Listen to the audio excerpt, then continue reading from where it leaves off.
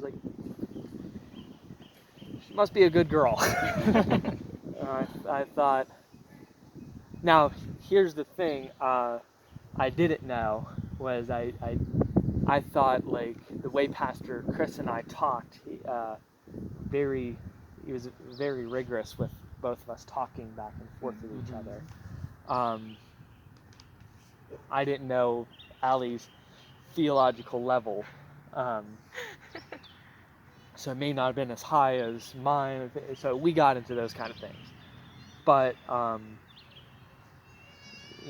told her to message me on Facebook, and she did. Man, what did you think of me that day? I just wanted to get some stuff. I just came in for flowers. I came in for sewing threads and needles. I'm kidding. I can't remember what you bought. I don't remember either. Every time I look at that can of tuna, I think of Aly. No. Oh gosh. I remember recognizing and wondering if it was the person from the lunch table.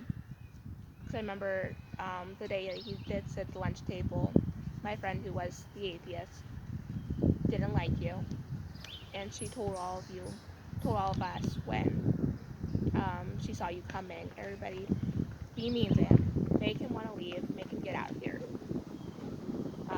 act cold, do whatever you have to do. And I didn't want to do that. I first didn't want her to have control over me. And I knew that wasn't right, so my best friend and I did not do it. And we were both very quiet, so I don't know how welcoming we were, but we did not try to make you leave. Yeah, and I was an atheist at the time too, and I was too dumb to realize that this is what was going on, because I was a pretty smart guy, but I was, again, socially awkward, and I thought that's just how Brandy acted. Oh, sorry, acted towards people. Which it was. But I didn't want to. Yeah. So I was thinking, is this that guy? And so I messaged my friend and said, is this the guy? And I was like, yeah. All right, well, he seemed really nice, so let's start talking. And then I'm going to do a little spoiler. I felt really bad messaging you because I had accepted a job in Alaska already. So I was thinking, I don't know what the point is of doing it, but let's give it a whirl anyway, and at least have friendship and not go any further than that unless things would actually look like I was going to get married, and then just trying to not be sinful about it, but keep it light. Yeah. Did you text the same day? Yes. Oh, didn't have to wait too long. That's awesome. Yeah. I would say, like, it was definitely different because she was very nice, she was very kind, she was very upfront about it. And in my mind I was like, I like a challenge. I'll see if I can keep her here. But you tried. I tried, but then she did end up going. But I was like, okay, well, I actually did cry the last day when she had to go. I was like, man, a good Christian girl, and she had to go to Alaska. This sucks. I was like, well, at least girls might be interested in me working at Dollar General. But she messaged me a lot, and I was surprised. And I was like, I didn't know what to do. I'll admit that. I was like, how far do I go with this? How unfar? And I think you sensed that a little bit.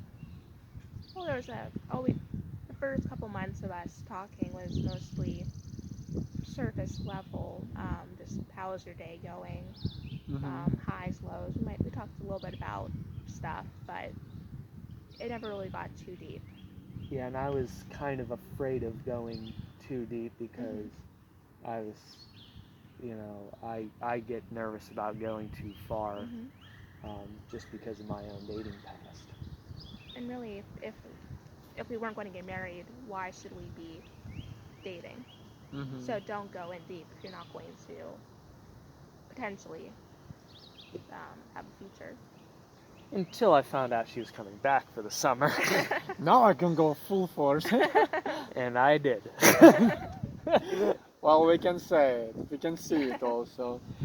Well, so now since you're a Christian couple, what are the challenges that you're facing? Or if there are any? I would say this is a sermon that Craig preached before we got married, which was really important for us to listen to. The passage that talks about an unmarried man can devote himself fully to the Lord. He has nothing holding him back. He can go to Kenya if he wants and never come back. He can give everything he has to whatever and never think twice because it's just him. But once you get married, and this goes for the same for the single ladies, you have very little holding you back from serving the Lord. But once you get married, you have a lot more riding on decisions. So Shawn just can't go book a ticket to Guatemala without thinking about it for more than a day or two. I mean, Or not even letting you know that he right. wants to. He has to think about what's best for the family, what's best for a lot of things. And so really making sure that as a married couple, we are more devoted to God than we would be single. Because if we're going to get married, then we need to be more devoted, and we cannot get into a rut of just making the other person happy. Right. So, well, if I can call you this way, I think you are experienced couple already. And you already a little bit talked about this, but what would be your tips or suggestions to someone who is either about to enter a relationship or who wants to?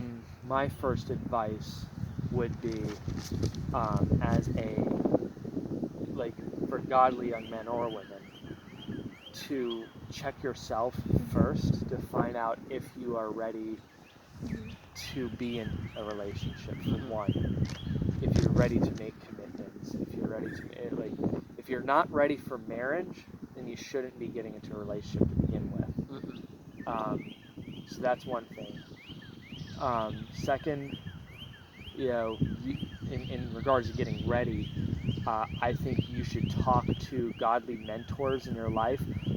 Talk to your parents and find out, do you think I'm ready at a maturity level to be married? And again, this doesn't if you have unbelieving family members, non-Christian family members, this doesn't mean that you can't go to them and say, do you see any sort of immaturity in my life that, or areas in my life that would make it hard for me to be in a marriage relationship? Because, like with my parents, they were married for quite a long time, and they're very committed to each other.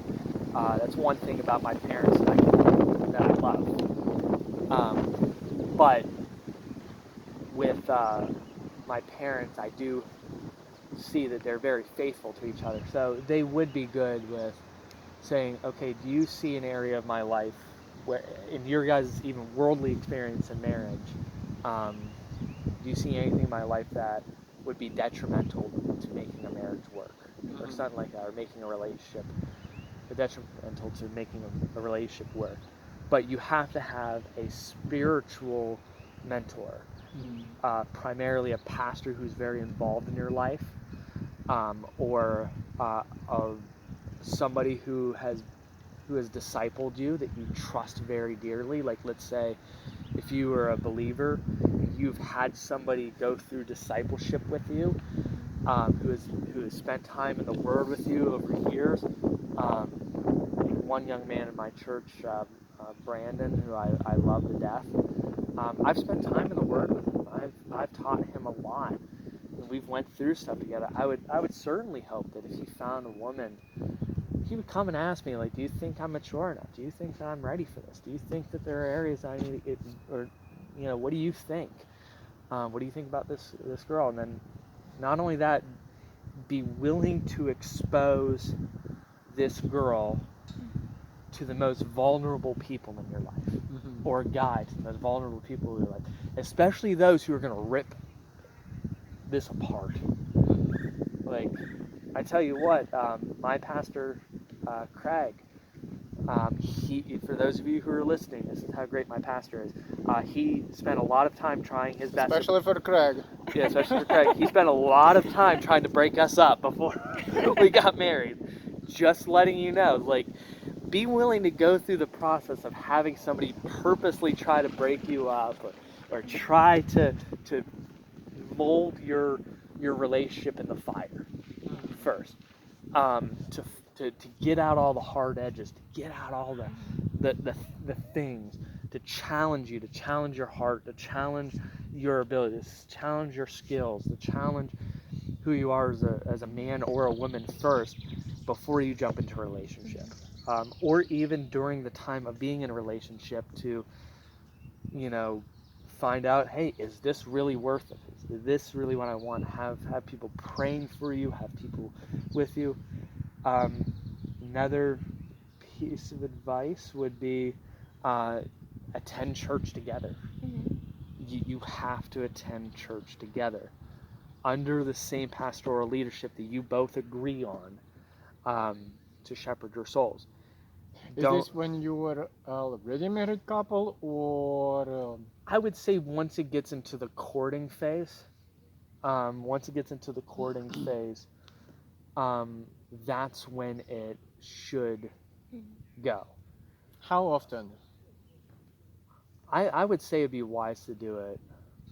It's not a law, but I would say, like, okay, if you're a godly woman and you're searching out for a godly man, if that man is not under pastoral leadership, and you cannot go to his church, then you might want to check whether you should be with this man. The same if you are a man with a godly woman and she's not a part of a church, but you are. Right. You should really check to see if she has any sort of supervision, or if she's willing to attend church with you and be a part of a church with you, because that should be what it is. And you're in a perfect world, two believers should be able to attend a church together, and, you know, be under the, you know, in an ideal world, I would say this: if the man is the most mature in the relationship, which should be the case, both of them should be either equally mature, or there can be some discrepancies, as long as there's maturity and willingness to mature. But you need to attend a church together and be able to agree together in the best possible way. I would say probably the best scenario would be for a wife or a girl to maybe attend the husband's church, because or boyfriends At the time, yes. Yeah, boyfriends at the time, or partner at the time, courtship partner at the time's church, the man's church, because under that, the woman is going to have much more protection, I believe, for her, because if he's being led by godly men, then there are far more insights and leadership under the man for his passions and his desires. And that's more safe for a woman, I believe, than for a man under the woman's leadership. Right.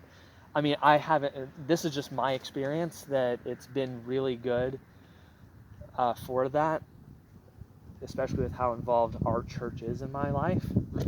But I could also see the other way around possibly being good too, because if you have a man who's willing to go to his wife's church because he looks and says, that pastor is a godly man, He preaches very well. He preaches the Word of God. And in fact, I not that I like him better than my pastor, but I can see myself being led by this man. And I feel called to be in this church with my wife under his leadership. And there could be a benefit with a woman and with people who are so involved in this woman's life to be able to keep an eye on this guy who's in this woman's life. So it could go either way, but I would say, in my experience, it's been good for men, for a wife to leave and cleave to a man first. I think that is important. But I think I want to make sure it's clear that there are times when you might alternate, especially in early phases, because Mm-hmm. um, if you have gone to my parents' church Yeah. a number of times, but if you never did, then you'll never come in contact with the people who I'm being mentored by, Yeah. and you have to be in situations to be with those people. So going to both in early stages and then potentially maybe In early stages, how would you define early uh, stages? Friendship. friendship and then Yeah. maybe leading up to courtship, Mm-hmm. because once you get to the courtship phase, where in our experience, I think it's somewhat common, when we began courting, it was an official start. So Shawn asked me if I would court him. Mm-hmm. So there was a start date in that Yeah. case. Yeah. I mean, I asked her dad's permission first. That's an important thing. but Yes. um, but ultimately, like once there was a start date, then we said, okay, we're gonna do church together and And see how it goes. that wasn't really in our experience, that wasn't a big conversation. Yeah, it just naturally happened. Mm-hmm. Yeah, it should like this isn't a rule or a law. It's just kind of what naturally should flow from a godly relationship is that Mm-hmm.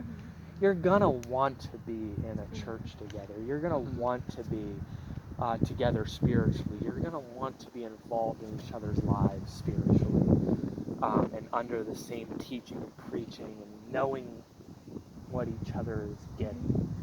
You know, does that help? Any advice from you? Um, I would say this is a little bit later down the road when you're getting ready to get married.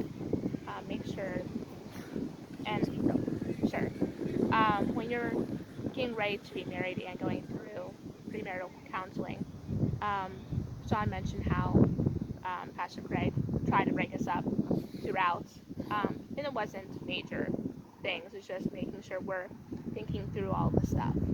But he met with us several times, and he was very intentional about what he talked about, Mm-hmm. making it quality. Sometimes churches will just have a class for premarital counseling and just sign off on the boxes. You talk about Mm-hmm. this, you talk about that. You showed him a budget. Okay, great. I'll see you at the altar. And that's not the way it should work. Making Mm-hmm. sure, and that is a long-term thing. It's a process, Yes. not just checking off box. Yeah, and not just picking a pastor to marry you. Mm-hmm. Having it be a pastor that has discipled you as possible. I mean, obviously, it's not a law to have somebody who wasn't your pastor marry you. Maybe circumstances Mm-hmm. going on where they're unable to, but um, it's a very meaningful part of it.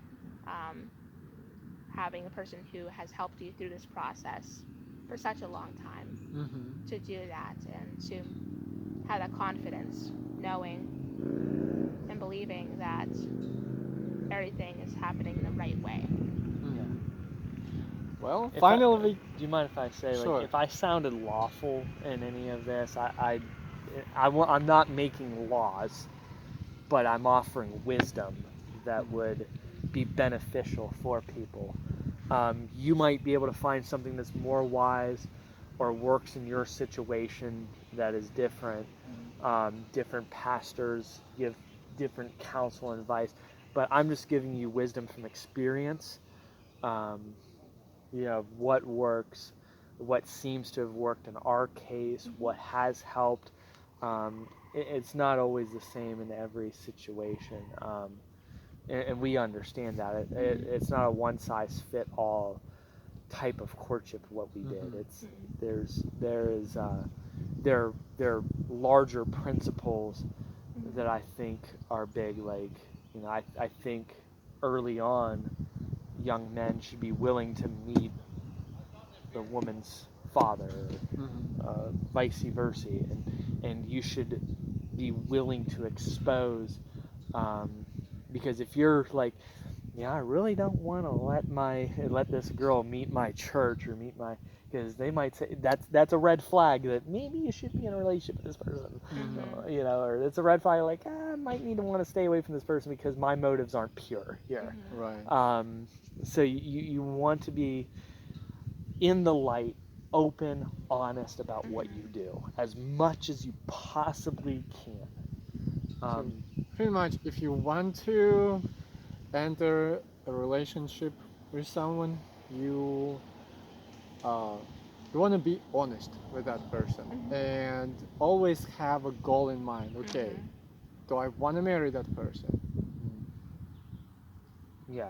Mm-hmm. I mean, there is. I mean, I think friendship is the stage where you get to know that person Right. and build a deeper friendship. Build a friendship and realize that person is of the opposite sex, and I gotta kind of know, if this person's gonna be the person that I marry. So, like, it seems like chemistry happens, but we gotta make sure we're using our wisdom where chemistry's working too. Right. Yeah. Well, finally we came to our concluding phase, and it's questions from a subscriber.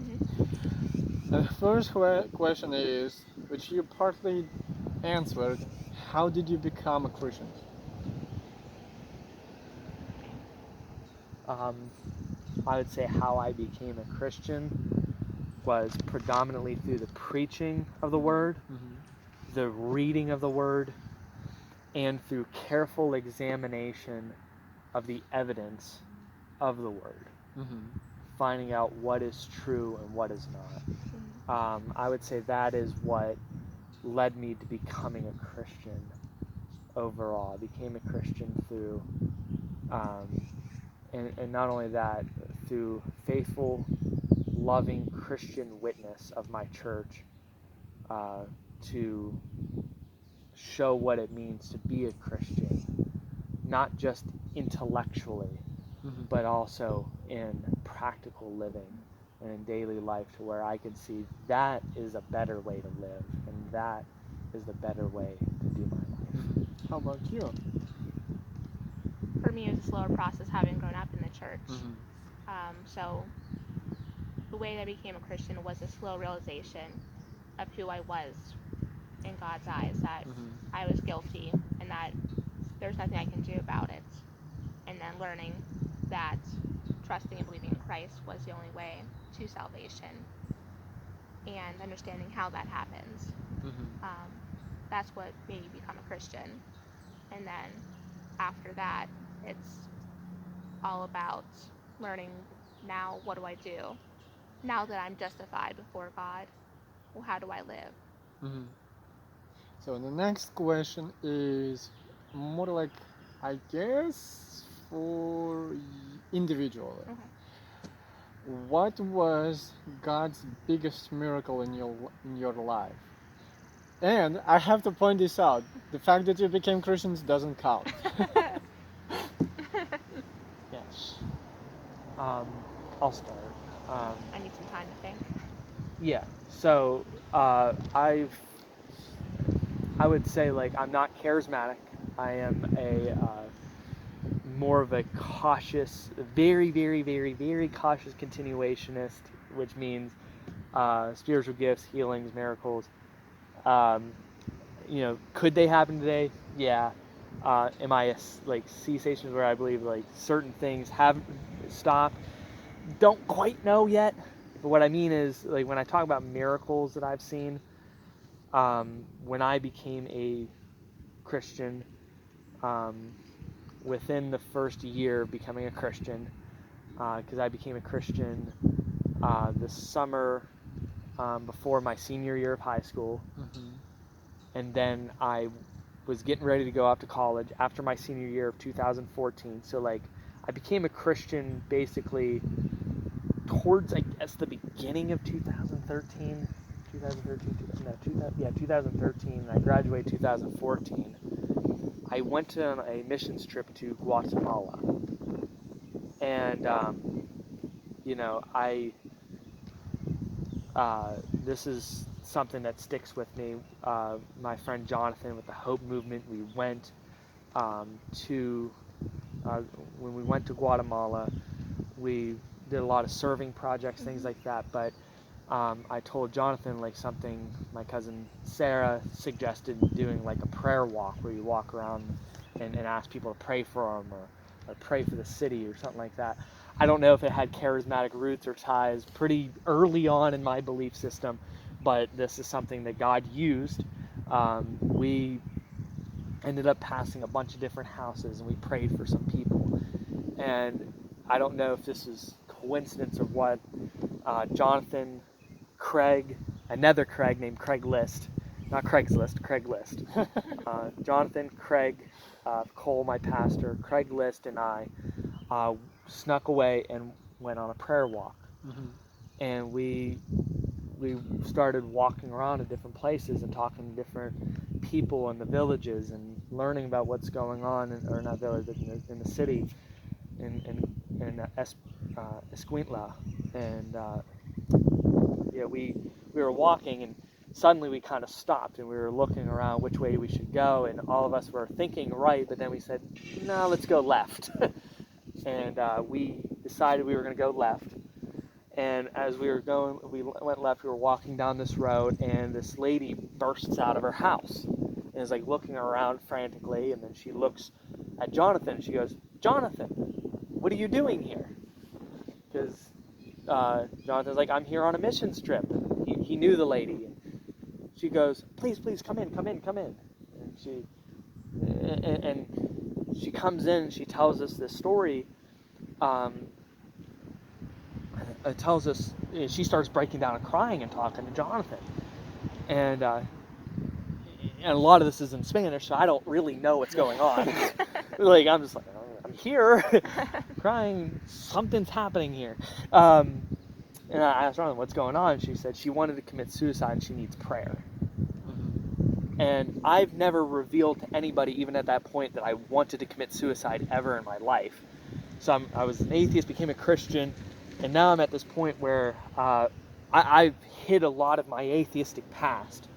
And I've hid a lot because I didn't want a lot of people to know too much. I was ashamed that I had sex before marriage. I was ashamed of different things. So I was slowly kind of building that up. But this lady, talking about committing suicide, and so I open up a passage of the Bible where I talk about the pearl of great price, that finding a pearl and I probably used this passage out of context, because, to be honest with you, I did, because the context of that passage was that the gospel, Christ is the pearl, and the kingdom of heaven is the pearl, and that we should sell everything we have and give it up for it. But I took it as Christ gave up everything he has for us, which is true. He gave up his life for. But I talked to the lady and I said, you're uniquely and wonderfully made in the image of God. And Jonathan translated for me, and we all cried and we prayed together. And her story was that she was actually contemplating killing herself in bed. And she was praying, God, give me a reason to live. God, please give me a reason to live. And her little daughter comes running in the house and says, Mommy, they're here. And she goes, who's here? What are you talking about? They're here. Who's here? They're here. And she runs out the door and she sees Jonathan and realizes it's an answer to prayer. And we pray for her and we talk about the gospel with her.